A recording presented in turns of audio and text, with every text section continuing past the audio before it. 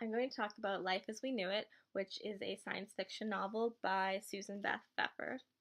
I'm going to be talking about it in the perspective of a student reading it. So, this book is about a meteor hitting the moon, which moves it closer to the Earth, and that sets off tidal waves, earthquakes, volcanic eruptions, and extreme cold temperatures. So, this book is about how the main character, Miranda, and her family survive in this drastically different world. This book reminds me of The Hunger Games, in particular the beginning when we first meet Katniss and see her hunting for her family and taking care of them. This is similar to Life as We Knew It, in that the main family in this book also has to learn how to survive with a lack of food and support from the government. It is also similar in that it has a really strong theme of family, like in The Hunger Games. And it's also in the first person, like The Hunger Games. This is written in as diary entries.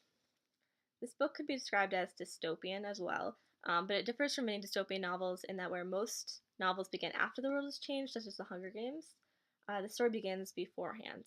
So as the reader, you see the world changing as the book progresses, rather than after the world has already changed.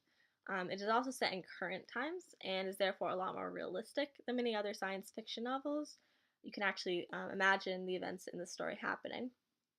And there's nothing futuristic about the events in this book, as you see in books such as The Hunger Games.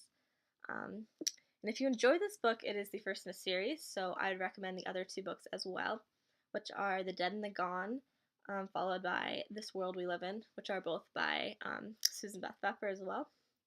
I'd also recommend the Hunger Games series by Suzanne Collins if you're interested in dystopian novels.